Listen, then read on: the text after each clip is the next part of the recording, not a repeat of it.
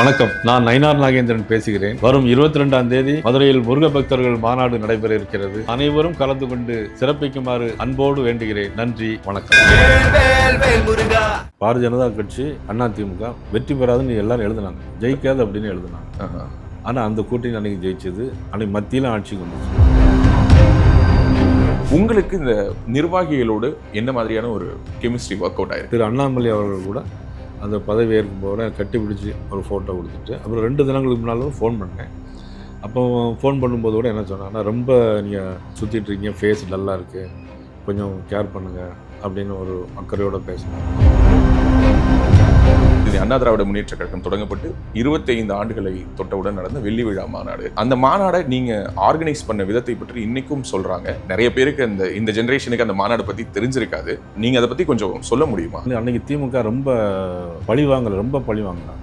Even அவங்களுடைய அம்மாவுடைய sorry, செருப்பு, தனிப்பட்ட முறையில் காட்டி ரொம்ப இது பண்ணாங்க. அதனால அம்மாவுக்கு ஒரு வேகம் இருந்துச்சு. என்னைக்கும் அதிமுக காரங்க என்னன்னா, ஒரு தோல்விக்கு பிறகு கொஞ்சம் ஒரு எழுந்து நிற்கக்கூடிய கெப்பாசிட்டி இருக்கும் அதிமுக அன்னைக்குள்ள. அதற்கு பிறகு பார்த்தீங்கன்னா உங்கள்கிட்ட மின்சாரத்துறை கொடுக்குறாங்க, அதற்கு பிறகு தொழில்துறை, அதுக்கு பிறகு ஊரக தொழில்துறை, கிட்டத்தட்ட 4 போர்ட்ஃபோலியோ. இன்னும் சொல்ல போனால் அந்த பீரியட்ல யார்கிட்ட இருந்து ஒரு அமைச்சரவை இலாகா பறிக்கப்பட்டாலும் அது உங்களிடம் கொடுக்கப்பட்டது. எப்படி இந்த அளவுக்கு அவங்களுடைய மனதில் ஒரு இடம் பிடிச்சி? நான் வந்து எம்ஜிஆருடைய ரசிகன். நார்வேல எந்த தேட்டர்னாலும் படம்னா முத நாளே போயிடுவோம். அதுவும் காலையில் ஃபர்ஸ்ட் ஷோனா 4 மணிக்கு 5 மணிக்கு நினச்சி போயிடுவோம். முரட்டு ரசிகன். ஆமாம், அதில் வந்து எம்ஜிஆருடைய மறைவுக்கு பின்னால் எங்கேயுமே பதிவே ஆகலை. 2001-06 என்ன சார் அவ்வளோ கம்பெனிஸ் கொண்டுட்டு வந்திருக்கீங்க? 2001-06 பார்த்தீங்கன்னா அம்மா எனக்கு ஃபுல் ஃப்ரீடம் கொடுத்தாங்க. Okay. Nokia, Flextronics, Foxconn, Caparo, Dell, Asian Paints, Asahi Glass, Ascendas IT Park, Tidel Park 2, Accenture, Virtusa, BMW, இது எல்லாமே என்னுடைய அந்த காலகட்டத்தில் வந்து நிறுவனம். இந்த கல் இறக்கக்கூடிய ஒரு போராட்டத்தை முன்னெடுத்து கல் இறக்குனாரு, பார்த்தீங்களா? ஆமாம், ஓகே, அது பார்த்தேன். இந்த டாஸ்மாகில் குடிக்கிற இதெல்லாம் விட்டுட்டு ஓரளவு கல் வந்து போதைப் பொருள் இல்லாத ஒரு இந்த நீராபானம்லாம் இருக்காங்க, அந்த மாதிரி உள்ளதெல்லாம் வந்து இருக்குனாக்கின்னா, பனைமரம் வந்து நம்மளுடைய நாட்டில் மிகப்பெரிய சொத்து. பனைமரத்தில் மட்டும்தான் எல்லா பொருளும் பயன்படும். ஒரு நாகரிகமான அரசியல், அதாவது எதிர்கட்சி தான், எதிரி கட்சி கிடையாது அப்படின்ற ஒரு. ஆமாம், அவ்வளோதான். இதில் வந்து அவங்களுடைய கொள்கை, அவங்களுடைய தலைமை வேறு, நம்மளுடைய கொள்கை, நம்மளுடைய தலைமை வேறு. அதை நம்ம தலைமைக்கும் நம்மளுக்கும் விசுவாசமாக இருக்கும். அடுத்து 2026 NDA கூட்டணி ஆட்சியா, கூட்டணியில அமைச்சரவையில பங்கெடுப்பீங்களாங்கிற கேள்வி இது உங்களை தொடர்ந்து வந்துகிட்டே இருக்கு. இதுக்கு ஒரு தெளிவு கொடுத்துருங்களேன் சார். இதே கேள்வியை வந்து அவங்க வந்து திமுகவட்டியோ, விடுதலை சிறுத்தைகள்கிட்டயோ, காங்கிரஸ் கட்சியுடைய தலைவர்கள்ட்ட யாரும் கேட்க மாட்டேங்கிறாங்க. அதுதான் எனக்கு ஒரு புரியாத புதிராக இருக்கு. ஒருவேளை அவ்வளவு மீடியாவும் திமுக பக்கம் இருக்காங்களா அப்படிங்கிற ஒரு சந்தேகம் கூட எனக்கு. என்னுடைய முதல் கேள்வி, ஏன் முருகர் மாநாடு? 2வது கேள்வி, அதை ஏன் இப்போது நடத்துறீங்க? இந்த மாநாட்டில் பொறுத்தவரை என்னன்னா, ஒரு பக்தி மக்களுக்கு வேணும் அப்படிங்கிறது ஒன்று. பக்தர்கள் எல்லாருமே கலந்து கொள்ள வேணும். அது எந்த கட்சியாக இருந்தாலும் கலந்து கொள்ள வேண்டும். அவங்க நடத்துனாங்க, அது போட்டியாக நீங்கள் நடத்துறீங்க. உங்களுக்கு ஒரு பல்ஸ் தெரியும் இல்லையா, மக்களுடைய மனநிலையை உணர்ந்திருப்பீங்க. 2026 தேர்தல் முடிவுகள் எப்படி இருக்கும்? ஆனால் இந்த கவர்மெண்ட்டை பொறுத்தவரை 20% மேலே ஆன்டி இன்கம்பன்சி இருக்குது. ஒன்று, தேர்தல் அறிக்கையில் நிறைய சொல்லியிருக்காங்க. ஆனால் சொன்னதெல்லாம் செஞ்சாங்களா அப்படின்னா, திமுக எப்பொழுதும் தொடர்ந்து ஜெயிச்சதே கிடையாது. எப்போதாவது தான் ஜெயிக்கும். அண்ணன் காளிமுத்தனம் பேசுவார், எப்போதாவது ஜெயிக்கக்கூடிய தான் திமுக, எப்போதும் ஜெயிக்கக்கூடிய அண்ணா திமுக அப்படின்னு சொல்லிட்டு. திமுக பொதுக்குழு மதுரையில் ஒன்று போட்டிருக்காங்க, 1976 போட்டிருந்தாங்க. கிட்டத்தட்ட 12 வருஷம் அவங்க ஆட்சிக்கு வரல. இப்பவும் பொதுக்குழு அங்கே போட்டிருக்காங்க, போட மாட்டாங்க.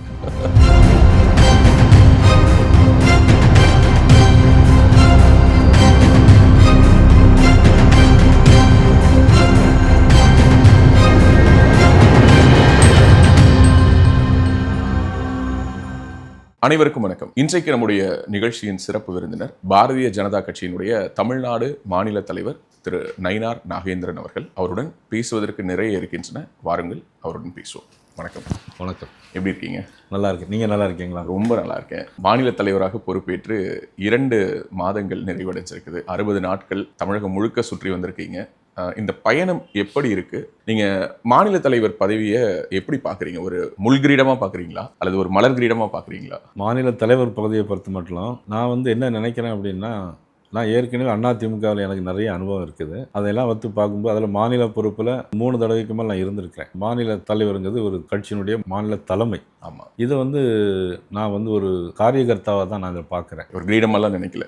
இல்லை, கிரீடமாக இருந்தாக்கி அது நிறைய தலைக்கு சுமை ஏறிடும். ஓகே. பிறகு நம்ம பார்க்க வேண்டிய வேலைகளை பார்க்க முடியாமல் ஆயிரும். அதனால் யதார்த்தமாக இருப்போமேங்கிறது தலைமை காரியகர்த்தா. இந்த பொறுப்பு ஏற்றதுலேருந்து கிட்டத்தட்ட மொத்தம் 67 மாவட்டம் இருக்குது. இந்த 67 மாவட்டத்துலேயும் 45 மாவட்டத்துக்கு நான் போயிருக்கிறேன். ஆர்கனைசேஷனல் டிஸ்ட்ரிக்ட்ஸ் எல்லாத்தையும் கவர் பண்ணுறீங்க. ஆர்கனைசேஷன் டிஸ்ட்ரிக்டில் 45 டிஸ்ட்ரிக்டில் கவர் பண்ணியிருக்கிறேன். அதில் ஒரு 6000 கிலோமீட்டர் ட்ராவல் பண்ணியிருக்கேன். ஆல்மோஸ்ட் தமிழ்நாட்டினுடைய ஒரு முக்கால்வாசி அளவுக்கு கவர் பண்ணிட்டீங்கன்னு நினைக்கிறேன். இல்லை? ஆமாம், கிட்டத்தட்ட கவர் பண்ணியாச்சு. ஓகே. கட்சியை பலப்படுத்தும் பணிகளில் ஈடுபட்டிருக்கிறார் நயினார். அவர் வந்து களப்பணியாளர் அப்படிங்கிற ஒரு பொதுவான ஒரு பார்வை வைக்கப்படுது. ஒவ்வொரு மாவட்டத்துக்கும் போகும்பொழுது நீங்கள் அந்த மாவட்ட தலைவர்களை அல்லது அந்த மாவட்டத்தில் இருக்கக்கூடிய முக்கியமான பொறுப்பாளர்களை சந்திப்பதை விட கடைக்கோடி பூத்துகளை வேலை பார்க்கக்கூடிய அங்கே இருக்கக்கூடிய காரியகர்த்தாக்கள், மண்டல் தலைவர்கள், இவர்களையெல்லாம் சந்திப்பதாக சொல்கிறாங்க. இதுதான் உங்களோட யுக்தியா? ஆமாம், மாவட்ட தலைவர்கள் அவங்களுக்கு ஒரு மாவட்ட அளவில் பொறுப்பு இருக்கும். நம்ம அந்த மண்டல தலைவர்கள் அந்த கிளை கழகத்தினுடைய பொறுப்பாளர்கள், பூத் கமிட்டி பொறுப்பாளர் நேரடியாக அவங்கள சந்தித்து பேசும்போது அவங்களுக்கு இன்னும் ஒரு பொறுப்பு கூடுதலாக வரும். ஓகே. ஸோ அவங்க நம்ம மாவட்ட தலைவர் மூலமாக சொல்கிறத விட நேரடியாக சொல்லும்போது மாவட்ட தலைவர் ஒரு பக்கம் சொல்லுவார், நம்மளும் நேரடியாக தொடர்பு இருக்கும்போது அதுலேயும் குறிப்பாக நான் என்ன பண்ணுவேன்னா ஒவ்வொரு கூட்டத்துக்கும் போகும்போது யார் யாரெல்லாம் வந்திருக்காங்க அப்படின்னு ஒரு அசஸ்மெண்ட். ஒரு கூட்டம் ஒரு மணி நேரம் நடக்கும் அப்படின்னா நான் என்ன பண்ணுவேன்னா 1 மணி நேரத்தை அப்படியே எல்லா கூட்டத்தில் ஃபுல்லாக யாரெல்லாம் இருக்கிறாங்க பார்வையிலே கணக்கெடுத்துருவீங்க. எல்லாம் பார்ப்பேன். சூப்பர். அடுத்த கூட்டத்துக்கு போகும்போது நீங்கள் ஏன் வரல அப்படின்னு கேட்பேன். அப்போங்கும்போது அவங்களுக்கு நமக்கு ஒரு பாண்டிங் இருக்கும். அப்போ அது வந்து ஒரு நேரடி தொடர்பு, ஒவ்வொருடைய மனதிலையும் நம்ம வந்து நிற்கிற மாதிரி இருக்கும். சூப்பர். ஸோ ஒரு மாநில தலைவர் வந்து ஸ்ட்ரெயிட்டாக மண்டல் தலைவர்கிட்டயே பேசுகிறாருங்கிறது அவங்களுக்கு ஒரு ரொம்ப ஒரு இது இருக்கும். இந்த நேர்காணல் வந்து கொஞ்சம் உங்களுடைய ஒரு ஜேர்னி, இந்த ஒரு பயணம் இருக்கு இல்லையா, கிட்டத்தட்ட ஒரு 40-50 ஆண்டுகளை நெருங்கிட்டு இருக்கீங்க உங்களுடைய பொது வாழ்க்கையில். பின்னோக்கி ஒரு பயணமாக பேசலாம்னு நினைக்கிறேன். சில தினங்களுக்கு முன்னதாக வந்து இந்த தந்தையர் தினத்து அன்று ஒரு போஸ்ட் போட்டிருந்தீங்க. உங்களுடைய தந்தையார் திரு நயினார் தேவர் அவர்களை நினைவு கூர்ந்து 95 வயது வரை எங்களுடன் வாழ்ந்தார் அப்படின்னு அதில் ஒரு வரி குறிப்பிட்டிருந்தீங்க. என்னன்னா, அம்மாக்களுடைய தியாகங்களை பற்றி பேசுகிற அளவுக்கு நம்ம அப்பாக்கள் பற்றி பேசுவதில்லை அப்படின்னு சொல்லிட்டு, உங்களுக்கு உங்களுடைய தந்தையாரை பற்றி நினைவலைகள்லேருந்து மீட்டெடுத்து ஒரு நிகழ்ச்சியான ஒரு சம்பவத்தை குறிப்பிடணும் அப்படின்னா என்ன சொல்லுவீங்க? பொதுவாக தந்தையர்கள் பற்றிய ஒரு பார்வை உங்களுக்கு என்ன? எல்லா தாய் தந்தையரும் அவங்களுடைய பிள்ளைகள் நல்லா இருக்கணும்னு தான் எல்லாருமே விரும்புவாங்க. எங்கள் அப்பா பொறுத்தவரை எங்கள் வீட்டில் வந்து 6 பொம்பளை பிள்ளைங்க, 3 ஆம்பளைங்க பிள்ளைங்க. ஓ, பெரிய குடும்பம். ஆமாம். அதில் என்னென்னா எங்களுக்கு நிலப்புலம் எங்கள் கிராமத்தில் நிறைய இருந்துச்சு. சொந்த கிராமம் வந்து பனகுடி பக்கம் தண்டையார்குளம் கிராமம். ஆனால் நான் பிறந்து வளர்ந்த எல்லாமே நாகர்கோவில். அது அவங்களுடைய நோக்கம் அப்படி என்னென்னா, கிராமத்தில் நிறைய பிரச்சனைகள், இஷ்யூஸ் வரும். அந்த நிலங்கள் இருந்தால் கூட அதை அவங்களே நேரடியாக வந்து பார்த்துக்குவாங்க. நான் பிறந்து வளர்ந்த எல்லாமே நாகர்கோவில். 8 வரைக்கும் அங்கே படிக்க வச்சாங்க. அப்புறம் 9, 10, 11 பார்த்தீங்கன்னா திருச்சி மாவட்டத்தில் விராலிமலை பக்கம் பாலக்குறிச்சின்னு ஒரு ஊர். ஆமாம், சென்ட் ஜேம்ஸ் ஹை ஸ்கூல். ஆமாம், அது ரொம்ப இன்னைக்கு வரைக்குமே அந்த ஸ்கூலுக்கு ஒரு பெரிய பேர் உண்டு. ஹை ஸ்கூல் அங்கே படிக்க வச்சாங்க. ரொம்ப ஸ்ட்ரிக்டான ஸ்கூல்னு சொல்லுவாங்க. ரொம்ப அது ஓகே. ஏற்காடு மான்ஃபோர்டு, திருச்சி கேம்பின் அதனுடைய சிஸ்டம் அந்த மாதிரி உள்ள ஸ்கூல் அது. ஓகே. அதில் வந்து ஹை ஸ்கூல் படிக்க வச்சாங்க. எங்கள் அண்ணனையும் அங்கே படிக்க வச்சாங்க.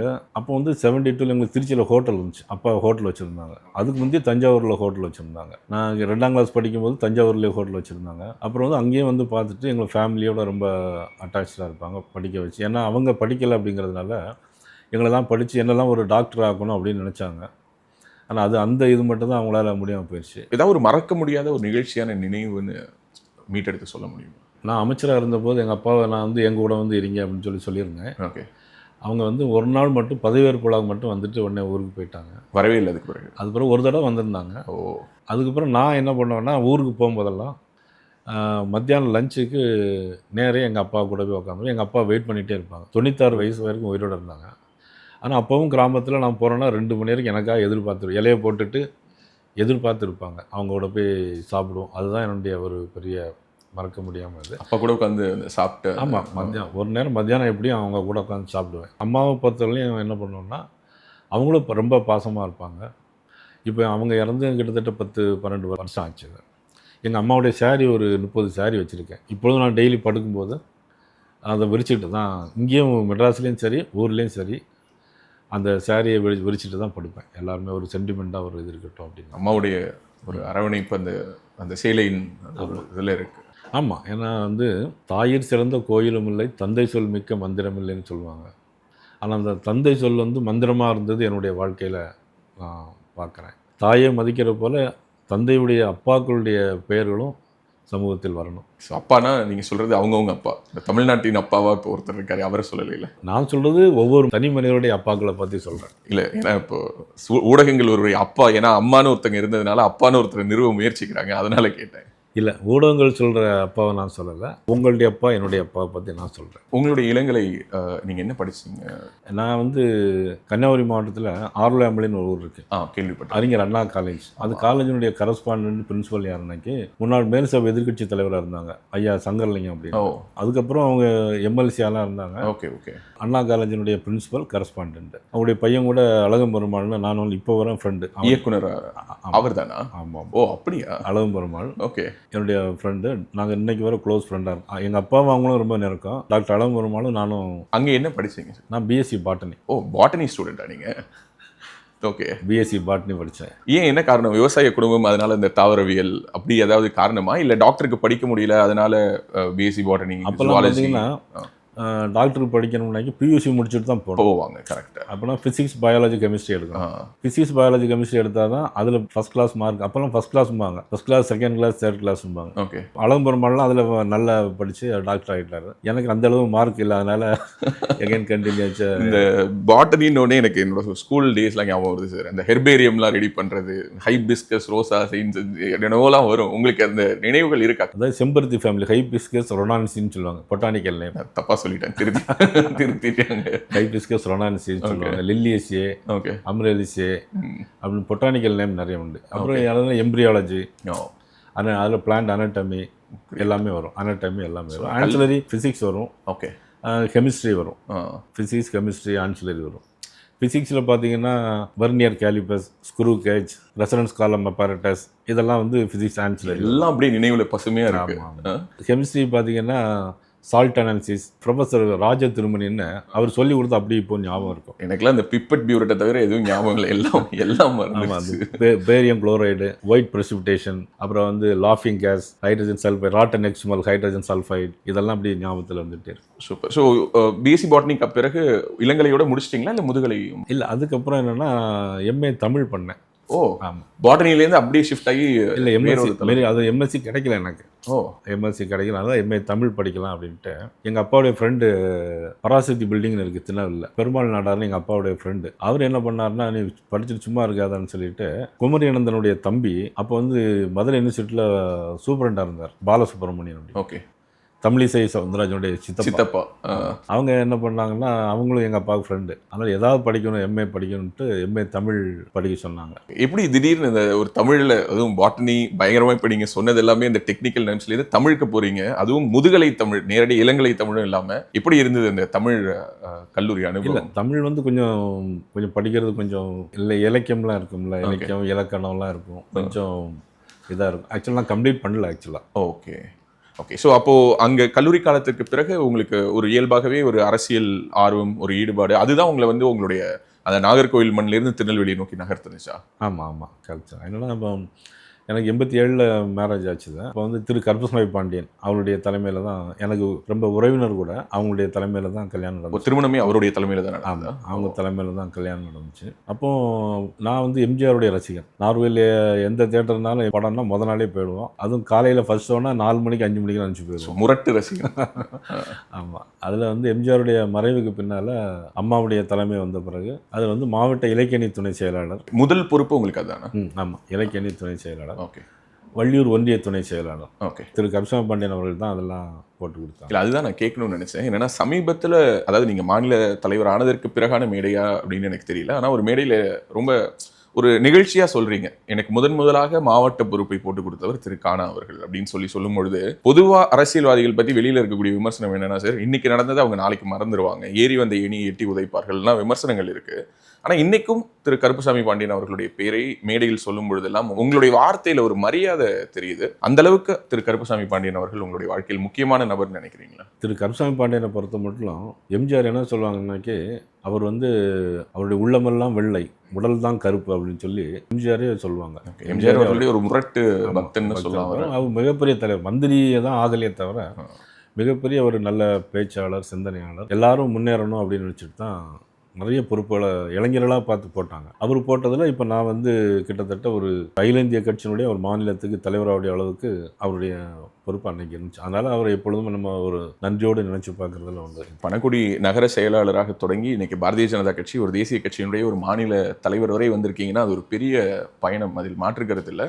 இந்த பயணத்தில் உங்களுடைய ஒரு குறிப்பிடத்தகுந்த ஒரு நிகழ்வு அப்படின்னா எல்லோரும் சொல்வது என்னன்னா, அந்த 1998 அண்ணா திராவிட முன்னேற்ற கழகம் தொடங்கப்பட்டு 25 ஆண்டுகளை தொட்டவுடன் நடந்த வெள்ளி விழா மாநாடு. அந்த மாநாடை நீங்க ஆர்கனைஸ் பண்ண விதத்தை பற்றி இன்னைக்கும் சொல்றாங்க. நிறைய பேருக்கு இந்த ஜெனரேஷனுக்கு அந்த மாநாடு பத்தி தெரிஞ்சிருக்காது. நீங்க அதை பத்தி கொஞ்சம் சொல்ல முடியுமா? அந்த மாநாடு எப்படி தீர்மானிக்கப்பட்டது, குறிப்பாக அந்த திருநெல்வேலி தேர்வு செய்தார்கள், அந்த பொறுப்பு எப்படி உங்களிடம் வழங்கப்பட்டது, இதை பற்றி சொல்ல முடியுமா? அதில் பார்த்தீங்கன்னா 96ல் அதிமுக மிகப்பெரிய ஒரு படுதோல்வி இருந்துச்சு. 4 எம்எல்ஏக்கள் தான் இருந்தாங்க. அம்மாலாம் கைது செய்யப்பட்டாங்க. கைது செய்யப்பட்ட பிறகு நாங்களும் கைதானோம் எல்லா இடத்துலையும். சிறைச்சாலை அன்றைக்கி திமுக ரொம்ப பழிவாங்கினாங்க. ஈவன் அவங்களுடைய அம்மாவுடைய சாரி, செருப்பு தனிப்பட்ட முறையில் காட்டி ரொம்ப இது பண்ணாங்க. அதனால் அம்மாவுக்கு ஒரு வேகம் இருந்துச்சு. என்றைக்கும் அதிமுககாரங்க என்னென்னா ஒரு தோல்விக்கு பிறகு கொஞ்சம் ஒரு எழுந்து நிற்கக்கூடிய கெப்பாசிட்டி உண்டு அதிமுக அன்னைக்கு உள்ள சூழ்நிலையில். அதில் பார்த்தீங்கன்னா 98ல் மாநாடு நடத்தணுங்கிற முடிவு ஆயிடுச்சு. நான் இளைஞரணி மாவட்ட செயலாளர். அப்போ அந்த மாநாடு எங்கே நடத்தலாம் அப்படிங்கிற தீர்மானம் வரும்போது திருநெல்வேலியில் நடத்தலான்ட்டு ஒரு முடிவு எடுத்தாங்க. திருநெல்வேலியில் நடத்தும்போது ஒரு 2 இடத்த பார்த்த உடனே திமுகலேருந்து என்னென்னா அவங்களுக்கு நெருக்கடி கொடுத்துட்டு இடம் கொடுக்கக்கூடாது. ஆமாம், இடம் கொடுக்க ஓகே ஆளுங்கட்சி அதனால இடம் கொடுக்க முடியாது. அப்போ நான் சம்மந்தப்பட்ட ஒரு இடம் இருந்துச்சு. திரு கருப்பசாமி பாண்டியன் நாங்கள்லாம் இது பண்ணி போய் பார்த்து அதில் போய் சொன்ன உடனே அம்மாவுக்கு சொன்ன உடனே சரி அங்கேயே நடத்திடலாம் அப்படின்னு முடிவு பண்ணி அதில் வெள்ளி விழா ஜனவரி 1ஆம் தேதி 1998ஆம் ஆண்டு அப்போ தான் பாரதிய ஜனதா கட்சி கூட்டணி வந்துச்சு. குறிப்பாக அந்த மாநாட்டோட இன்னொரு முக்கியமான ஒரு அம்சம், அந்த மாநாட்டினுடைய அந்த ஒரு விஸ்வரூபம் தான் எனக்கு தெரிஞ்சு அடுத்து அதிமுகவும் அடுத்த தேர்தலே பவுன்ஸ் ஆனாங்க இல்லையா? 2 ஆண்டுகள் தான் அந்த தோல்வியிலிருந்து அவங்க மீண்டு வரதுக்கான காலகட்டமாக இருந்தது. ஆமாம், 98க்கு அப்புறம் புதுக்கோட்டை பை எலெக்ஷன் ஒன்று நடந்துச்சு. புதுக்கோட்டை பை எலெக்ஷனில் பார்த்தீங்கன்னா அப்போ பெரிய பிரச்சாரம் ஒன்றும் இல்லை, திமுக ரூலிங் பார்ட்டியாக இருந்துச்சு. அன்றைக்கி 45,000 ஓட்டு வாங்குச்சு புதுக்கோட்டை பை எலெக்ஷன். அதுக்கப்புறம் 98 மாநாடு. இந்த மாநாட்டில் பார்த்தீங்கன்னா யாருமே எந்த பத்திரிகைகளும் எந்த மீடியாவும் பாரதிய ஜனதா கட்சி அதிமுக வெற்றி பெறாதுன்னு எல்லாரும் எழுதுனாங்க. ஜெயிக்காது அப்படின்னு எழுதுனாங்க. ஆனால் அந்த கூட்டணி அன்றைக்கி ஜெயிச்சது. அன்றைக்கி மத்தியிலும் ஆட்சிக்கு வந்துச்சு.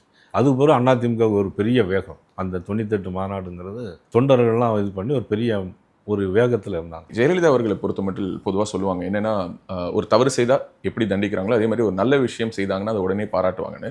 அந்த மாநாட்டை வெற்றிகரமாக நீங்கள் நடத்தி காட்டியதுக்கு கொடுக்கப்பட்ட பரிசு தான் 2001 உங்களுக்கு கொடுக்கப்பட்ட எம்எல்ஏ டிக்கெட்டுன்னு எடுத்துக்கலாமா? ஆமாம், அதுக்கு பிறகு அம்மா என்னென்னா இந்த மாநாட்டில் யாரெல்லாம் எப்படி ஒர்க் பண்ணாங்க அப்படிங்கிறது. அதில் அந்த மாநாட்டில் எங்களுக்கு அந்த ஃபுட் கமிட்டி சாப்பாடு ஏற்பாடு தான் பண்ணிட்டு இருந்தோம். அதில் நான், நம்முடைய அண்ணன் செங்கோட்டை அண்ணன் அவர்கள் எல்லாம் பொறுப்பில் இருந்தோம். அண்ணன் திண்டுக்கல் சீனிவாசன் நீங்களா இருந்தால் அந்த உணவு ஏற்பாடு. ஓகே, நான் அங்கேயே இருந்தனால அண்ணன் செங்கோட்டை அண்ணன் நாங்கள்லாம் என் வீட்டிலே தான் தங்கியிருந்துட்டு 1,00,000 பேருக்கு சமையல் பண்ணோம். ஃப்ரெஷ்ஷாக சமைச்சு எல்லாத்துக்கும் கொடுத்தோம். அதில் அம்மாவுக்கு ஒரு பெரிய எம்பேல ஒரு நல்ல அபிப்பிராயம். ஸோ அதுக்கப்புறம் ஒரு போராட்டம் நடந்து அதில் நாங்கள் எல்லாமே ஜெயிலுக்கு போயிருந்தோம். அதுக்கப்புறம் ஒரு சூழ்நிலையில் திரு கருப்பசாமி பாண்டியன், கே சார் இவங்களெல்லாம் நீக்க வேண்டிய ஏவிகே கிருஷ்ணமூர்த்தி இவங்களெல்லாம் நீக்க வேண்டிய ஒரு சூழ்நிலை வந்துச்சு. அப்படி நீக்கும்போது அவங்க திமுகவுக்கு போனாங்க. எனக்கு அப்போ திமுகவுக்கு போக விருப்பம் இல்லை. அதனால நான் நான் அப்படியே அம்மா கூடயே இருந்தேன். அதில் இருந்தோடனே இப்போ திரு டிடிவி தினகரன் மாநில அம்மா பேரவையுடைய செயலாளர் இருந்தார். நான் மாவட்ட இளைஞரணி செயலாளர். 3 மாவட்டத்துக்கு இளைஞரணி செயலாளர். 3னா ஒரு 11 தொகுதி வரும். அதுக்கப்புறம் திரு டிடிவி தினகரன் அவர்கள் வந்த பிறகு என்ன மாவட்ட அம்மா பேரவை செயலராக போட்டாங்க. அது பிறகு எம்எல்ஏ சீட்டில் அம்மாவே என்ன பண்ணாங்கன்னா அப்புறம் மினிஸ்டர். ஸோ முதல் முறை திருநெல்வேலி சட்டமன்ற உறுப்பினராக சட்டமன்றத்துக்குள்ள அடியெடுத்து வைக்கிறீங்க. ஜெயலலிதா அவர்களுடைய அமைச்சரவையில் இடம்பெறுவது அப்படிங்கிறது சாதாரணமான விஷயம் கிடையாது. நிறைய ஊடகங்களில் அதை ஒரு நகைச்சுவையாக கூட குறிப்பிடுவோம். அன்றைக்கு ஒன்று ஜெயா டிவியோ அல்லது நமது எம்ஜிஆரையோ பார்த்து தான் நம்ம அமைச்சரவையில் இருக்கோமா இல்லையானே தெரிஞ்சுக்க முடியுங்கிற அளவுக்கு ஷஃப்லிங் ஆஃப் த போர்ட்ஃபோலியோ. ஒரு விமர்சனம், ஒரு குறை வந்துச்சுன்னா உடனடியாக அந்த அமைச்சரவையில் இடம் பெறுவது கடினம். ஆனால் முதல்ல உங்களுக்கு கொடுக்கப்பட்ட போர்ட்ஃபோலியோவே போக்குவரத்து துறை. அதற்கு பிறகு பார்த்தீங்கன்னா உங்கள்கிட்ட மின்சாரத்துறை கொடுக்குறாங்க. அதற்கு பிறகு தொழில்துறை, அதுக்கு பிறகு ஊரக தொழில்துறை. கிட்டத்தட்ட 4 போர்ட்ஃபோலியோ. இன்னும் சொல்ல போனால் அந்த பீரியட்ல யார்கிட்ட இருந்து ஒரு அமைச்சரவை இலாகா பறிக்கப்பட்டாலும் அது உங்களிடம் கொடுக்கப்பட்டது. எப்படி இந்த அளவுக்கு அவங்களுடைய மனதில் ஒரு இடம் பிடிச்சிங்க சார்? இல்லை, அப்போ ஃபர்ஸ்ட் எனக்கு டிரான்ஸ்போர்ட் கொடுத்துருந்தாங்க. டிரான்ஸ்போர்ட் மினிஸ்டர் கொடுத்த உடனே அப்போ தான் டிரான்ஸ்போர்ட் ஸ்ட்ரைக் வந்துச்சு. டிரான்ஸ்போர்ட் ஸ்ட்ரைக் நடக்கும்போது அப்போ அம்மா முதலமைச்சராக இல்லை. அப்போ ஓ பன்னீர்செல்வம் இடைக்கால முதலமைச்சராக இருந்தாங்க. அந்த டைமில் அந்த பஸ்ஸு ஸ்ட்ரைக்கு என்னாச்சுன்னா கிட்டத்தட்ட அப்போ 10,000 ரூட்டு 16,000 பஸ் இருந்துச்சு. இப்போ எப்படின்னு தெரில எவ்வளோ ரூட். அன்னைக்கு எனக்கு ஞாபகம் இருக்குது. 10,000 ரூட்டு, 16,000 பஸ்ஸு. ஆனால் பஸ்ஸு எங்கேயும் ஓட முடியல. இவ்வளோக்கும் பேச்சுவார்த்தையெல்லாம் விடிய காலம் 4 மணி நேரம் நடத்தணும்.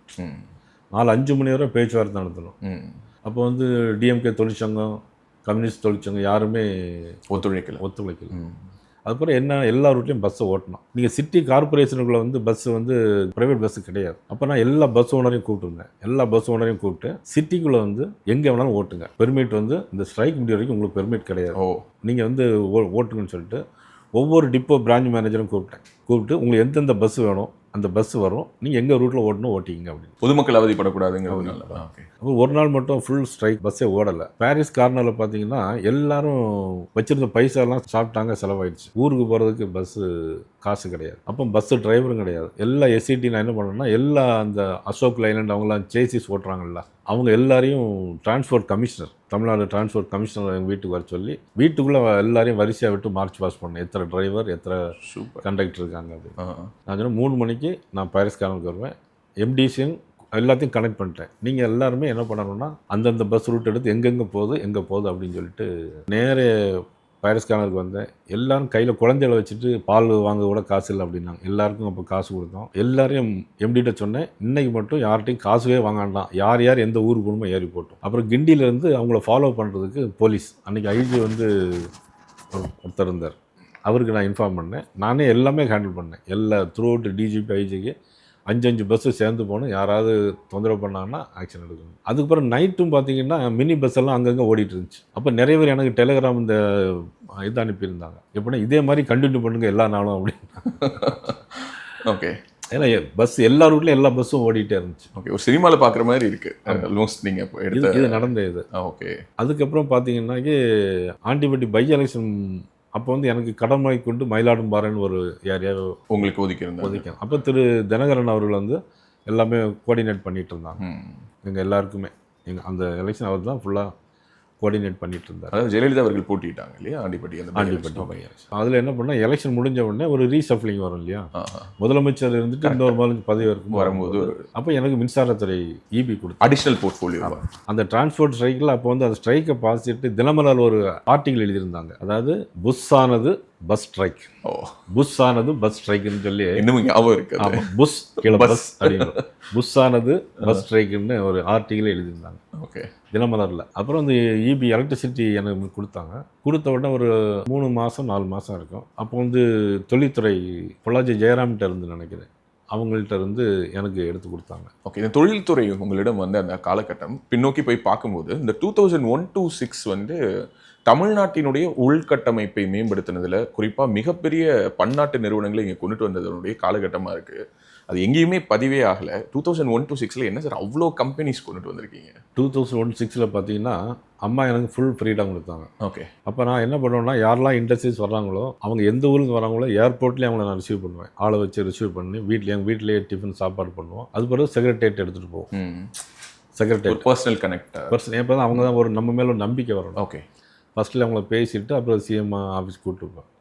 அதில் பார்த்தீங்கன்னா Nokia, Flextronics, Foxconn, Caparo, Dell, Asian Paints, Asahi Glass, Ascendas IT Park, Tidel Park 2, Accenture, Virtusa, BMW, இது எல்லாமே என்னுடைய பீரியட் அந்த காலகட்டத்தில் வந்து நிறுவனம். அதுக்கு என்னென்னா, நான் அம்மா என்ன பண்ணுவாங்கன்னா ஒவ்வொரு வருஷம் 15 நாள் வெளிநாடு போவேன். அந்த 5 வருஷத்துலையும் பார்த்தீங்கன்னா கிட்டத்தட்ட 75 நாள் நான் ஃபாரினில் இருந்திருக்கிறேன். போயிட்டு அவங்கள்ட்ட போய் இண்டஸ்ட்ரி இது பண்ணிட்டு கொண்டு வருவேன். அந்த மாதிரி கொண்டு வந்தால தான் இப்போ பார்த்தீங்கன்னா மத்திய கைலாஸ்லேருந்து சிறுசேரி வரைக்கும் டைசல் bio park. Siruseri IT park அந்த பீரியட் நீங்கள் கொண்டு வந்தது?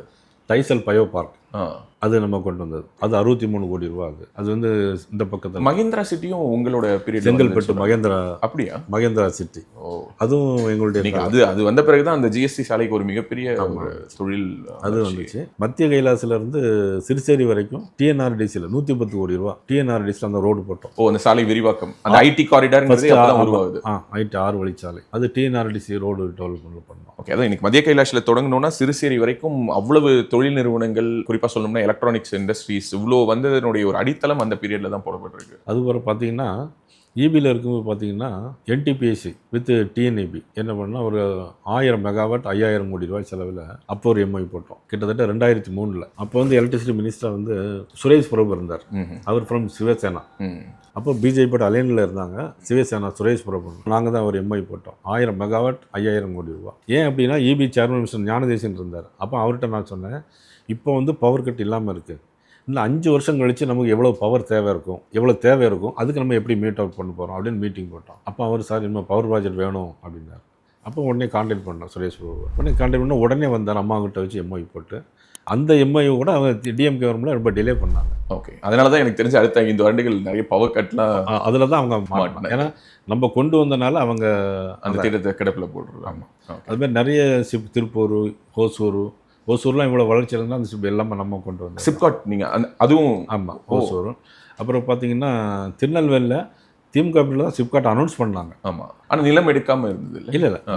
நிலம் எடுத்துட்டாங்க. ஓகே, அதுக்கப்புறம் நான் வந்த பிறகு தான், அது நான் மினிஸ்டராக இருக்கும்போது தான் நிறைய அதுக்கான கம்யூனிஸ்ட் கட்சி திமுக கட்சி நிறைய அந்த ஃபேக்ட்ரி வரக்கூடாது, இந்த ஃபேக்ட்ரி வரக்கூடாது அப்படிலாம் சொல்லிட்டு நம்ம போராட்டமாக நடத்துனாங்க. அதுக்கப்புறம் தான் இன்றைக்கி பார்த்தா இன்றைக்கி திருநெல்வேலி சிப்காட் ஃபுல்லாகவே இன்றைக்கி எவ்வளோ வந்துச்சு. எல்லோரும் லேபர்ஸு எல்லாமே இருக்காங்க. யாருமே இப்போ ஒரு ஜாதி பிரச்சனை இல்லாமல் எல்லோரும் வேலை பார்த்துட்டு ஒரு அளவுக்கு இருக்குன்னா அது திருநெல்வேலி சிப்காட் ஒரு காரணம். பொதுவாக இப்போ சமீபத்தில் கூட வந்து முதல்வர் வெளிநாடுகளுக்கெல்லாம் போயிட்டு வந்தாருன்னா இத்தனை 1000 கோடி முதலீடு, இந்த நிறுவனம் அந்த நிறுவனம்னு பெயர் தெரியாத நிறுவனங்களுக்கு எல்லாமே அவ்வளோ விளம்பரங்கள். முதல் பக்கம் எந்த செய்தித்தாளை திறந்தோம்னாலும் 1000 கோடி முதலீடை கொண்டு வந்தார், நிறுவனத்தை கொண்டு வந்தார்னு சொல்கிறாங்க. இவ்வளோ நிறுவனங்கள் கொண்டு வந்திருக்கீங்க, எங்கேயுமே நீங்கள் இதை பெருசாக பதிவு பண்ணல. ஏன் பொதுவாகவே உங்களுக்கு இதெல்லாம் இது என்னுடைய கடமை அதனால இதை சொல்ல வேணாம்னு நினைக்கிறீங்களா, இல்லை விளம்பரங்களில் உங்களுக்கு பொதுவாக நாட்டம் இல்லையா? இல்லை, இது ரொம்ப கிட்டத்தட்ட 20 வருஷம் ஆயிடுச்சு. ஆனாலும் அது தமிழ்நாட்டோட கட்டமைப்புல முக்கியமான பங்கேற்று இருக்கு. இப்போ நெட்டில் போய் பார்த்தீங்கன்னா யாருடைய காலகட்டத்தில் இந்தந்த ஃபேக்ட்ரி வந்துருக்குன்னு பார்த்தா தெரியும். ஆனால் இந்த மாதிரி இப்போ அவங்க வந்து குறிப்பிட்டு எதுவும் சொல்ல முடியுமான்னு எனக்கு தெரியல. ஒரு முக்கியமான ஒரு கேள்வி என்னன்னா, நீங்கள் வந்து 2001 அமைச்சராக இருந்த அந்த காலகட்டத்திற்கு பிறகு உங்களுடைய தேர்தல் அரசியலில் வெற்றி தோல்விகளையும் நீங்கள் பார்த்திருக்கீங்க. நிறைய தேர்தல்களையும் பங்கெடுத்திருக்கீங்க. நான் சொல்ல சட்டமன்ற தேர்தல் மட்டும் இல்லாமல் நீங்கள் மக்களவை தேர்தல்களையும் போட்டிட்டு இருக்கீங்க. உங்களை பற்றி நாங்கள் சும்மா களத்துக்கு போயிட்டு ஒரு கேள்விகளாக நாங்கள் கேட்கும் பொழுது, அது நீங்கள் ராமநாதபுரத்தில் போட்டிட்டாலும் சரி, திருநெல்வேலியாக இருந்தாலும் சரி, ஒரு வார்த்தை சொல்றது என்னன்னா, தனிப்பட்ட செல்வாக்கு என்ற அவருக்கு ஒன்று உண்டுங்க. பனையாருக்கு என்ற ஒரு தனிப்பட்ட செல்வாக்கு, நயினாருக்குன்னா அவருக்குன்னு ஒரு ஓட் பேங்க் அவருக்குன்னு தனியாக இருக்கு அப்படின்னு. ராமநாதபுரம் உங்களுக்கு பெரிய பரிச்சயம் இல்லாத ஒரு தொகுதி, போய் நிற்கிறீங்க, 3.5 லட்சம் ஓட்டு வாங்குறீங்க. ஸோ எப்படி இந்த தனிப்பட்ட செல்வாக்கு அப்படிங்கிறத ஒன்று உருவாக்குனீங்க? எல்லா கட்சிகளோடும் உங்களுக்கு ஒரு இணக்கம் இருக்குது, அது எப்படி சாத்தியப்படுது? இல்லை, என்னை பொறுத்தவரை வந்து அது எங்கள் அப்பா காலத்திலேருந்தே கிராமத்திலேருந்து அப்புறம் டவுனுக்கு போயிட்டு எங்கள் அப்பா வந்து யாருக்கும் ஹெல்ப் பண்ணுவாங்க, எல்லாருக்குமே உதவி செய்வாங்க. அதனுடைய அடிப்படையில் நாங்களும் யாரும் என்ன கேட்டாலுமே எல்லாத்துக்கும் உதவி பண்ணிகிட்டு இருப்போம். அங்கே அதில் வந்து ஜாதி மதம் அவங்கெல்லாம் பார்க்கறதுக்கு எங்கள் வீட்டுக்கு யார் வந்து என்ன கேட்டாலும் நாங்கள் செய்கிறது ஒரு வழக்கமாக வச்சுருந்தோம். அதில் அந்த பழக்கத்தின் அடிப்படையிலும் நம்ம எல்லோரோட நல்ல ஒரு நட்புறவாக இருக்கிறதுனாலையும் அமைச்சரவர்களுடைய காலத்தில் வந்து இன்னும் நிறைய பேருக்கு வேலைவாய்ப்பு வாங்கி கொடுத்துருக்குறோம், நிறைய வேலையை உருவாக்கி கொடுத்துருக்கோம். ஜாப் ஆப்பர்ச்சுனிட்டி நிறைய பேர் வெளிநாட்டில் இருக்கிறாங்க. இப்போ நான் சொன்ன இந்த கம்பெனியில் எல்லாருமே எங்கள் ஊரில் இருந்தும் பல பகுதியில் வந்து யார் வந்தாலும் உடனே ரெக்கமெண்ட் பண்ணிடுவோம். ஏன் அப்படின்னாக்கி நம்மள்ட்ட வந்து என்ன கேட்குறாங்களோ அந்த டியூட்டியை அந்த கடமையை நம்ம செஞ்சுருவோம். கிட்டத்தட்ட 90% எல்லாருக்கும் வேலைவாய்ப்பு, ஓரளவு நம்ம அவங்க தேடி வரக்கூடிய உதவிகள் அதில் கிடைச்சிருக்கும். அதனுடைய அடிப்படையிலும் ஸோ இந்த ஜாதி மதம் கட்சி இந்த பாகுபாடெல்லாம் மக்கள் பணின்னு வரும்போது பார்க்கறது கிடையாது. ஈவன் கட்சியே பார்க்குறது. இப்போ வந்து நான் அமைச்சராக இருக்கும்போது திமுகவை சேர்ந்தவங்களாலும் சரி, காங்கிரஸ் கட்சியை சேர்ந்தவங்களாலும் சரி வந்து கேட்கும்போது நம்ம அதை ஹெல்ப் பண்ணிடுவோம். தேர்தலில் அவங்க நமக்கு ஆதரவாக இருக்கணுங்கிறது எதிர்பார்ப்பும் வைக்க மாட்டோம். அந்த சமீபத்தில் கூட பார்த்தீங்கன்னா, நீங்கள் மாநில தலைவராக பொறுப்பேற்ற பிறகு ஐ திங்க் ஷேக் தாவூத்னு நினைக்கிறேன், அவர் இஸ்லாமிய கட்சியினுடைய தலைவர் ஓப்பனாக ப்ரெஸ் மீட்டில் சொல்கிறாரு, அவர் எனக்கு மாமாங்க அப்படிங்கிறாரு. சரி, அவர் தான் சொல்கிறாருன்னு பார்த்தா இந்த பக்கம் சீமான் என்ன சொல்கிறாருன்னா, அவர் வந்து எனக்கு மாமா அப்படிங்கிறாரு. எல்லோரும் பொதுவாக சொல்லுவோம், பேச்சுக்கு சொல்லுவோம் மாமா மச்சான் மாதிரி பழகிறோன்னா, ஆனால் பொதுவெளியில் ஒரு மாற்று மதத்தை சேர்ந்தவர், மாற்று கட்சி, இன்னும் சொல்ல போனால் உங்களுக்கு நேர் எதிர் சித்தாந்தத்தில் பயணிக்கிறாரு. எப்படி இதெல்லாம் சாத்தியப்படுது? சிறு வயசுலேருந்து எல்லோரோடும் அந்த உறவு வச்சிருக்கனாலையும் இப்போ தான் இஸ்லாமியர்கள் வந்து எல்லாருமே ரொம்ப எனக்கு வந்து என்னுடைய தேர்தல் நிறைய இஸ்லாமியர்கள் எனக்கு ஓட்டு போட்டிருக்காங்க. அதுவும் இல்லாமல் நாங்கள் பெரியவங்களாக இருந்தால் மாமான்னு கூப்பிடுவோம், சின்னவங்க இருந்தால் என்ன மாப்பிள்ளை, எல்லாருமே வாடா போடான்னு தான் கூப்பிடுவோம். அந்த உரிமையாக தான் கூப்பிடுவோம். ஓகே, அதனால தான் மாமா மாப்பிள்ளைங்கிறது இப்போ நெருக்கம். எதுவும் பணகுடியில் எங்கள் ஊரில் பார்த்தீங்கன்னா கிட்டத்தட்ட முஸ்லீம்லாம் பார்த்தீங்கன்னா சொந்தக்கார மாதிரியே தான் இருப்பாங்க. இல்லை எங்கள் வீட்டு நிகழ்ச்சிகளில் கூட அது ஒரு நிச்சயதம்பலமாரும் கல்யாணம் எல்லாத்துலேயும் ஒன்றா வந்து இருப்பாங்க. ஓகே, இப்போ வந்து பாரதிய ஜனதா கட்சி அப்படிங்கிறதுல ஒரு வேறுபாடு சில பேர்கிட்ட தான் இருக்குமே தவிர பல பேர் என்ன இன்னும் ஆதரிச்சுட்டு தான் இருக்கிறாங்க. ஓகே, குறிப்பா சீமான் சொல்லும் பொழுது மட்டும் அது ஒரு விமர்சனமா வைக்கிறாங்க அரசியல் கட்சி ரீதியா. என்னங்க மாமான்லாம் சொல்றாரு, பாத்தீங்களா பாஜகவும் நாத்தாக்கவும் ஒன்று அப்படின்லாம் சொல்றாங்க. சீமானுடைய ஒய்ஃப் வந்து எனக்கு ஒரு அண்ணன் மகன், என்னுடைய முறை ஓ, அண்ணன் காளிமுத்து அண்ணனுடைய மகன். Okay. காளிமுத்து அண்ணன் எனக்கு உறவினர். அதனுடைய உண்மையாகவே அவர் மாமான் கூப்பிடுறது சரியாகத்தான் கூப்பிடுறாரு அப்படின்னா இவங்க சொல்றது போல அரசியல் நோக்கம்லாம் இல்ல. இல்லை, எந்த அரசியல் நோக்கம், அவருடைய பாதை வேறு, அவருடைய பயணம் வேறு, உறவு என்பது ஒன்றா இருக்கும், அவ்வளோதான். ஓகே, இந்த கல் இறக்கக்கூடிய ஒரு ஒரு போராட்டத்தை முன்னெடுத்து கல் இறக்குனாரு, பாத்தீங்களா? ஆமாம், ஓகே அது பார்த்தேன். ஓகே. ஆனால் என்னென்னா, என்னை பொறுத்தவரையிலையும் வந்து இந்த டாஸ்மாகில் குடிக்கிற இதெல்லாம் விட்டுட்டு ஓரளவு கல் வந்து போதைப் பொருள் இல்லாத ஒரு இந்த நீராபானம்லாம் இருக்கிறாங்க. அந்த மாதிரி உள்ளதெல்லாம் வந்து இருக்குனாக்கின்னா, பனைமரம் வந்து நம்மளுடைய நாட்டில் மிகப்பெரிய சொத்து. அது பனைமரத்தில் மட்டும்தான் எல்லா பொருளும் பயன்படும். அது ஓலையாக இருந்தாலும், மட்டையாக இருந்தாலும், நாராக இருந்தாலும், கருக்கு, அந்த கருக்குன்னு சொல்லுவாங்க, கருக்காக இருந்தாலும் எல்லாமே எல்லா பொருளும் பயன்படும். நீங்கள் உதாரணம், இந்த ஓலையில் ஒரு சோப்பாக ஒரு பஞ்சு மாதிரி ஸ்பாஞ்ச் மாதிரி இருக்கும். ஆமாம், நீ கையில் ஏதாவது பிளேடு வெட்டிட்டுனா கூட அந்த ஸ்பாஞ்சு மட்டும் எடுத்து அதை வச்சுருந்தா ஒட்டிக்கும். 2-3 நாளாக ஆட்டோமேட்டிக்காக இப்போ ஸ்டிச்சிங்லாம் கூட போட வேண்டியிருக்கு. ஆக்சுவலாக பெரிய ஸ்டிச் இதுனா ஒன்றும் செய்ய முடியாது. சின்ன சின்ன கை மருத்துவமாக கை மருத்துவம் மாதிரி பயன்படும். பதநீர் பயன்படும், நொங்கு பயன்படும், பனம்பழம் பயன்படும். பனம்பழத்துக்கு அப்புறம் அதை புதைச்சி வச்சா அது கிழங்கா மாறும். அதில் உள்ள அந்த தவன்னு சொல்லுவாங்க. ஆனால் அதில் பனை மரத்தில் உள்ள எல்லா பொருளுமே உடலுக்கு நல்லது. இன்ஃபேக்ட் வந்து ஜாண்டிஸ் வந்தால் கூட அதை சாப்பிடுவாங்கன்னு சொல்லுவாங்க. பாரதிய ஜனதா கட்சியினுடைய மாநில தலைவராக பொறுப்பேற்ற பிறகு இந்த சோஷியல் மீடியா நிறைய விமர்சனங்கள், பாராட்டுகள் எல்லாமே கலவையாக இருக்குது. உங்களுடைய அரசியல் பயணத்தில் நீங்கள் பார்க்காத விமர்சனங்கள் இல்லை. இருந்தாலும் கேட்குறேன், சோஷியல் மீடியாலாம் பார்க்குறீங்களா? நான் பார்த்துட்டு தான் இருக்கேன். ஓகே, வாட்ச் பண்ணுறீங்க? நான் நல்லா வாட்ச் பண்ணுறேன். சரி, நிறைய பேர் ஆதரவாக்குங்க. 1-2 பேர் அவங்க ஒரு அது பொறாமையுடைய காழ்ப்புணர்ச்சி காரணமாக. ஏன்னா எல்லாரும் எல்லாரையும் 100% எல்லாரும் ஏற்றுக்க முடியும். இப்போ ராஜவேல் இருக்காருன்னா உங்கள் டீமில் உள்ள எல்லாரும் உங்களை ஏற்றுக்க மாட்டாங்க. கண்டிப்பாக இல்லை. ஆமாம், அது மாதிரி கட்சி ரீதியாக இருக்கலாம், ஓகே, வேறு மன ரீதியாக இருக்கலாம். அது எந்த காரணத்தினால சில காழ்ப்புணர்ச்சி இருக்கலாம். அதனால் அவங்கள வந்து நம்ம பெருசாக எடுத்துக்க வேண்டிய ஒரு அவசியம் ஒன்றும் இல்லைன்னு நினைக்கிறேன். ஆனால் ட்வீட் எல்லாம் பார்க்குறீங்க, யூடியூப்பில் வர வீடியோக்கள் எல்லாத்தையும். ஆமாம், 2-3 பேர் பார்த்தேன். ரொம்ப மோசமாலாம் எழுதியிருந்தாங்க. ஓகே, சரி, அவங்கள இன்னி போய் எழுதுறது நம்ம வேண்டான்னு தான் எழுதுறாங்க. அவங்கள்ட்ட போய் எழுதாத நம்ம என்ன சொல்ல முடியும்? அறிஞர் அண்ணாவுடைய பாஷையில் வசவாளர்கள் வாழ்க்கைங்கிற மாதிரி கடந்து போகிறீங்களா? அவங்களாம் நல்லா இருக்கணும், அவ்வளோதான். ஓ, நல்லா இருக்கணும், வாழ்த்துறீங்க. உங்களுக்கு இந்த நிர்வாகிகளோடு என்ன மாதிரியான ஒரு கெமிஸ்ட்ரி ஒர்க் அவுட் ஆயிருக்கு? ஏன்னா 2 மாதங்கள் நீங்கள் தலைவராகினாலும் கிட்டத்தட்ட இந்த கட்சியில் நீங்கள் இன்று இணைந்து ஆல்மோஸ்ட் 10 வருடத்தை நெருங்கிட்டு இருக்கீங்க. ஏற்கனவே எல்லோருமே உங்களோடு பயணிச்சிருப்பாங்க. ஆனால் அப்படி நீங்கள் மாநில தலைவராக இல்லை. மாநில தலைவரான பிறகு ஏற்கனவே பயணம் செய்தவர்களுடைய அந்த ஒரு அணுக்கம், இணக்கம் அது எப்படி இருக்குது? இல்லை, எல்லாருமே ரொம்ப இணக்கமாக இருக்கிறாங்க. ஓகே, அதில் வந்து எந்த விதமான வேறுபாடு வித்தியாசமும் இல்லை. ஒரு மாநில தலைவருக்கு நான் மனு கொடுக்கும்போது எல்லாரும் ரொம்ப சந்தோஷப்பட்டு முதல்ல வந்து வாழ்த்து தெரிவிக்கும். எல்லா மூத்த தலைவர்களுமே, யாரையும் முதல்ல குறை சொல்ல முடியாது. திரு மதிப்புரிய ஹெச்ராஜா அவர்களாக இருந்தாலும் சரி, திரு விபி துரைசாமி அவர்கள், அண்ணன் KP ராமலிங்கம் அவர்கள், அண்ணன் சக்கரவர்த்தி அவர்கள், பொதுச் செயலாளருடைய காத்தியாயினி, திரு பொன் பாலகணபதி, திரு வினோய் செல்வம், திரு கனக சபாபதி, எல்லாருமே பெரிய எனக்கு நல்ல கோஆப்ரேட்டிவாக தான் இருக்கிறாங்க. திரு அண்ணன் பொன் ராதாகிருஷ்ணன், திரு தமிழி சவுந்தரராஜன், திருமதி வானதி சீனிவாசன் அவர்கள் எல்லாருமே இது பண்ணாங்க. திரு அண்ணாமலை அவர்கள் கூட அந்த பதவி ஏற்கும்போது கட்டி பிடிச்சி ஒரு ஃபோட்டோ கொடுத்துட்டு, அப்புறம் 2 தினங்களுக்கு முன்னாலும் ஃபோன் பண்ணேன். அப்போ ஃபோன் பண்ணும்போது கூட என்ன சொன்னாங்கன்னா, ரொம்ப நீங்கள் சுற்றிட்டுருக்கீங்க, ஃபேஸ் டல்லாக இருக்குது, கொஞ்சம் கேர் பண்ணுங்கள் அப்படின்னு ஒரு அக்கறையோடு பேசினார். இல்லை, திரு அண்ணாமலை அவர்களை பற்றி நீங்கள் குறிப்பிட்டதுனால இந்த நிகழ்வை நான் கேட்கணும்னு நினச்சேன். ஏன்னா நீங்கள் அதுக்கு பிறகு இந்த ஊடகத்திலையும் அதை பற்றி பேசலை. திமுக ஆட்சியை வீட்டுக்கு அனுப்பும் வரை செருப்பு போட மாட்டேன் அப்படின்னு சொல்லி அறிவித்தார். சவுக்கால் அடிச்சுக்கிட்டாரு. நிறைய நிகழ்வுகள்லாம் நடந்ததை பார்த்தோம். நீங்கள் மாநில தலைவராக பொறுப்பேற்ற உடனேவே என்ன பண்ணுறீங்கன்னா, ஒரு மேடையில் வைத்து ஒரு செருப்பை கொடுத்து நீங்கள் போட்டுக்கணும் அப்படின்னு சொல்லி அவருக்கு கொடுக்குறீங்க. நீங்கள் சொன்னதற்கு பிறகு அவர் தட்டாமல் அதை உடனடியாக சம்மதித்து அவர் போட்டுக்கிறாரு. உங்களுக்கும் அவருக்குமான ஒரு நட்பு, ஒரு அன்பு, இது வெளியில் இருக்கவங்க வந்து என்ன வேணாலும் பேசலாம். ஆனால் உடன் பயணிப்பவர்களுக்கு தெரியும் நீங்கள் அவரை எப்படி பார்க்குறீங்க, அவர் உங்களை எப்படி பார்க்குறாருன்னு. அந்த மொமெண்ட்ல டக்குன்னு அவருக்கு ஒரு செருப்பை கொடுத்து போட சொல்லணும் அப்படிங்கிறது எப்படி உங்களுக்கு தோணுச்சு? அவர் முதல்ல மாநில துணைத் தலைவராக வந்த உடனே அவரும் நாங்களும் கொஞ்சம் பேசிக்கிட்டோம். அப்போ வந்து அண்ணன் எப்படி எனக்கு ஃபுல்லாக நல்லா சப்போர்ட் பண்ணணும் அப்படின்னு சொல்லி சொல்லும்போது நான் சொன்னேன், என்னால் என்னன்னாலும் பண்ணுவோம் அப்படின்னு பேசிகிட்டு இருந்தோம். அதுக்கப்புறம் அவர் மாநில தலைவராக அவருக்கு ஃபுல்லாகவே நான் வந்து கோஆர்டினேஷன் இருந்தேன். அதுக்கப்புறம் அவருடைய அந்த சபதத்தை பொறுத்த மட்டும் என்னென்னா, தேர்தலுக்கு இன்னும் 1 வருஷம் இருக்குது. ஓகே, அதனால 1 வருஷம் வந்து ரொம்ப ஒரு லாங் டியூரேஷனாக இருக்குது. ஒன்று எப்படியும் திமுக ஆட்சி நம்ம வந்து அகற்ற போகிறது உறுதி. அப்போ ஒரு வருஷம் கழித்து போடுறது அதுக்கு முன்னாலேயே போட்டால் என்ன அப்படிங்கிறது தான் என்னுடைய ஒரு இது. ஆக்சுவலாக மீட்டிங் போகிறதுக்கு முன்னாலே என்னுடைய அந்த தோணுச்சு. அது பிறகு தான் ஒரு ஆளை விட்டு வாங்கிட்டு வர சொல்லி சரி அவர் கொடுப்போம், அக்செப்ட் பண்ணுவாரா இல்லையான்னு தெரியாது அப்படின்னு நினச்சேன். அவர் அக்செப்ட் பண்ணிக்கிட்டார். அதுதான் அதனுடைய விஷயம். ஒரு கூல் ஒரு ஆட்டிடியூட் தான். நான் அந்த 2 மாதங்கள்ல நீங்களே சொல்லும் பொழுது என்னுடைய பாதை ஒரு தென்றல், நான் புயல்லாம் கிடையாதுன்னு ஓப்பனாகவே சொல்றீங்க. அதிரடி அரசியல்லாம் இல்லை நான் வேற மாதிரிங்க அப்படிங்கிறீங்க.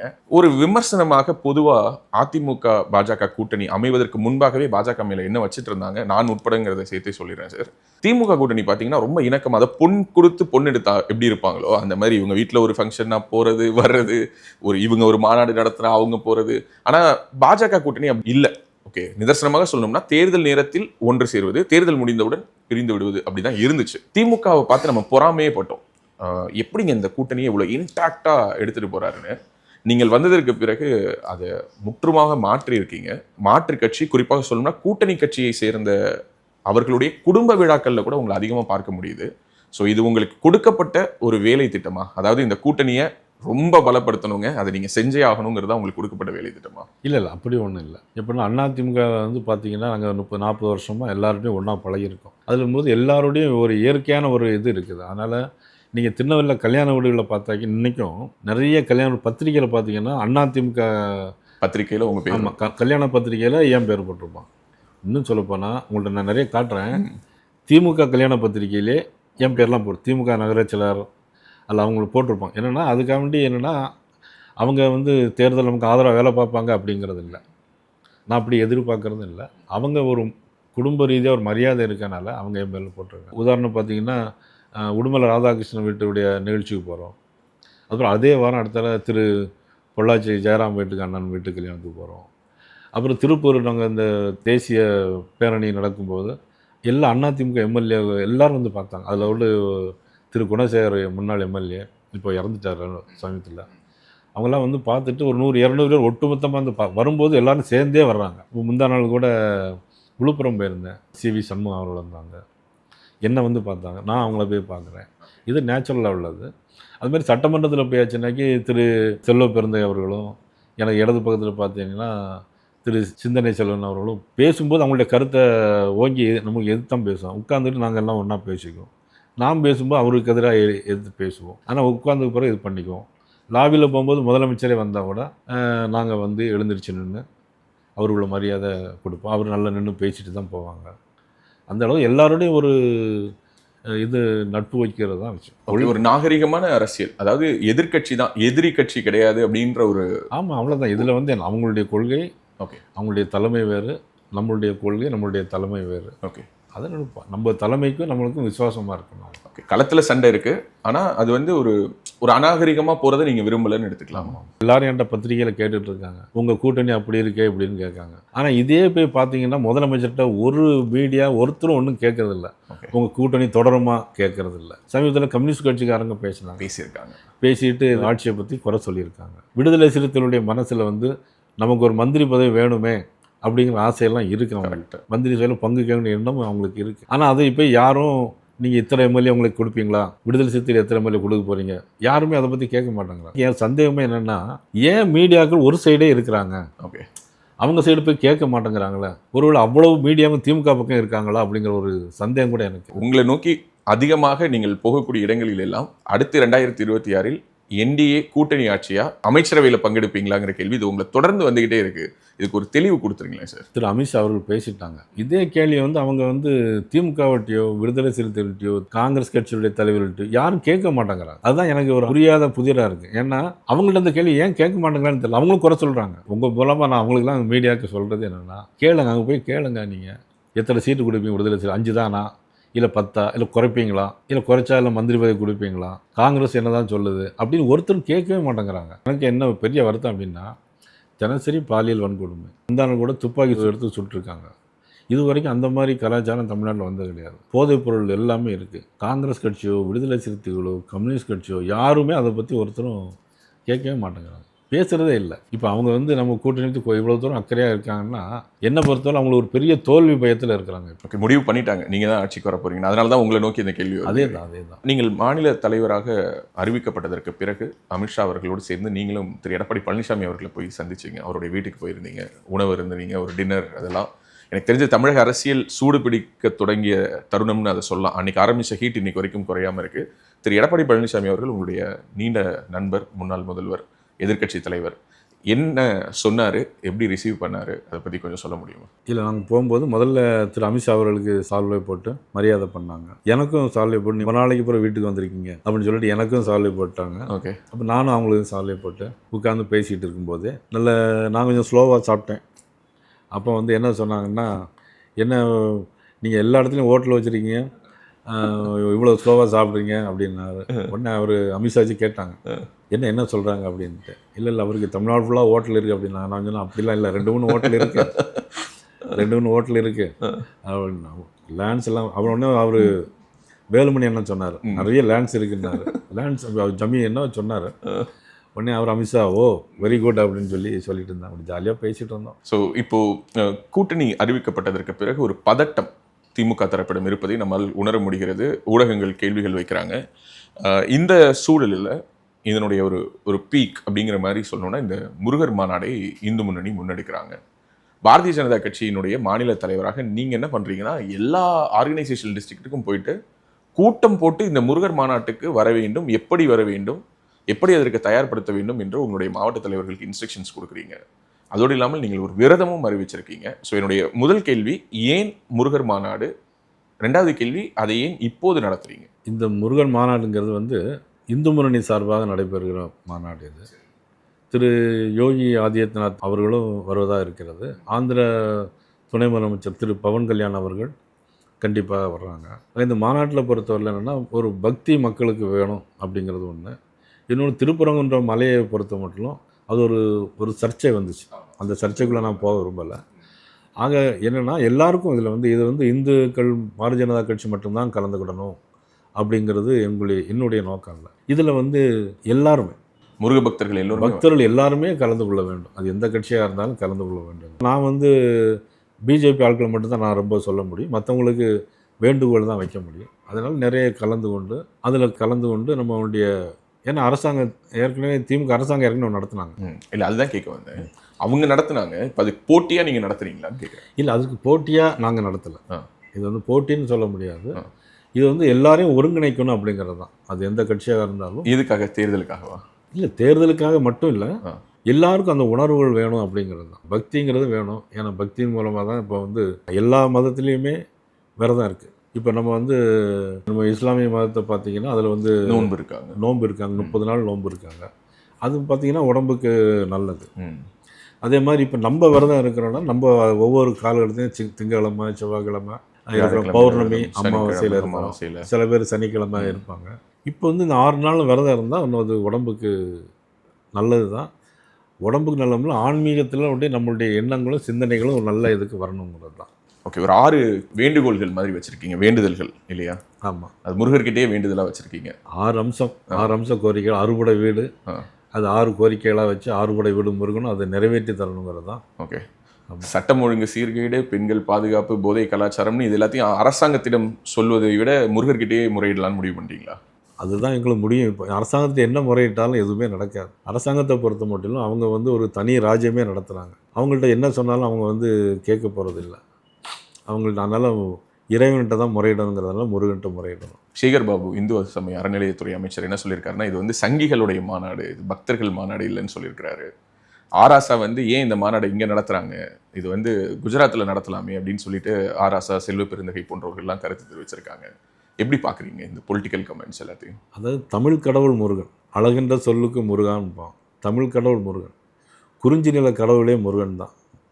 மலையும் மலை சார்ந்த இடம், முருகன் தான் நமக்கு தமிழ் கடவுள். அதனால் தமிழ்நாட்டில் தான் அதை நடத்த முடியும். குஜராத்தில் அவங்க வேறு மாதிரி நடத்துவாங்க.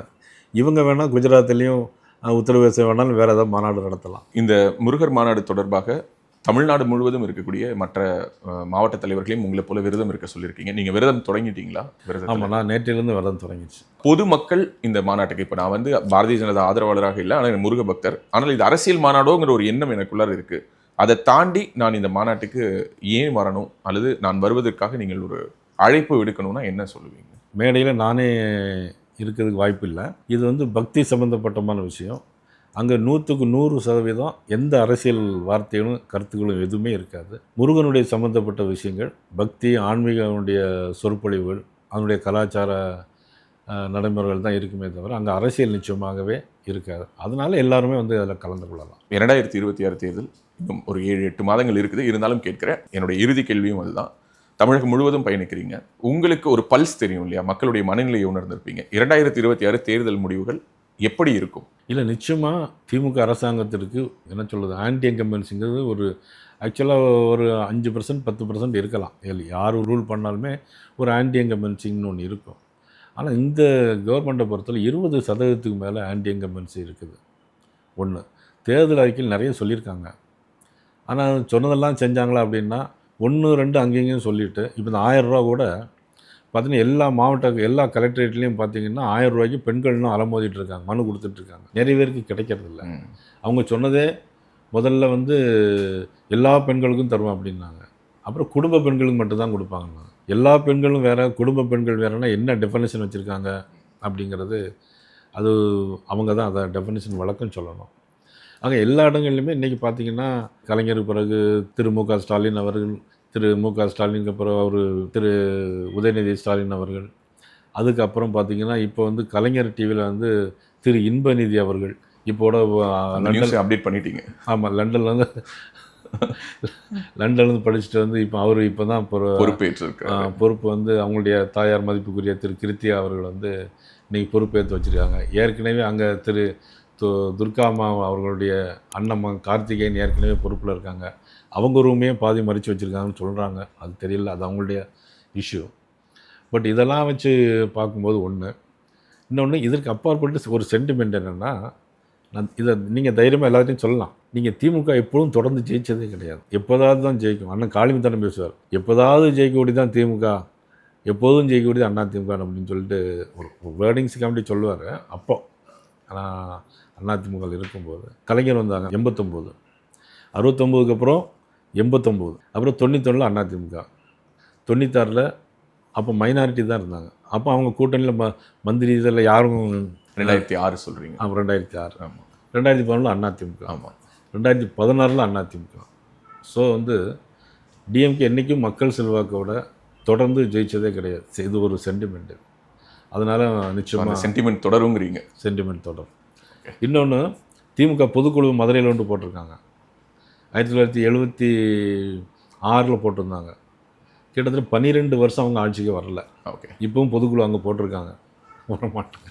பல சென்டிமெண்ட்ஸ், பல நிகழ்வுகள், நினைவுகள் உங்களுடைய பயணத்தில் ஒரு பின்னோக்கி சென்று பல கேள்விகளுக்கும் பதிலளிச்சிங்க. அவங்களுடைய இந்த பயணம் ஒரு வெற்றிகரமான பயணமாக அமைய எல்லாம் வல்ல இறைவனிடமும் இயற்கையிடம் பிரார்த்திக்கிறேன். மிக்க நன்றி. வணக்கம். நான் நயினார் நாகேந்திரன் பேசுகிறேன். வரும் 22ஆம் தேதி மதுரையில் முருக பக்தர்கள் மாநாடு நடைபெற இருக்கிறது. இது கட்சி கூட்டம் அல்ல, அரசியல் மாநாடும் அல்ல. தமிழ் கடவுள் முருகனுக்காக எடுக்கப்படுகிற மாநாடு. முருக பக்தர்கள் அனைவரும் கலந்து கொண்டு சிறப்பிக்குமாறு அன்போடு வேண்டுகிறேன். நன்றி, வணக்கம்.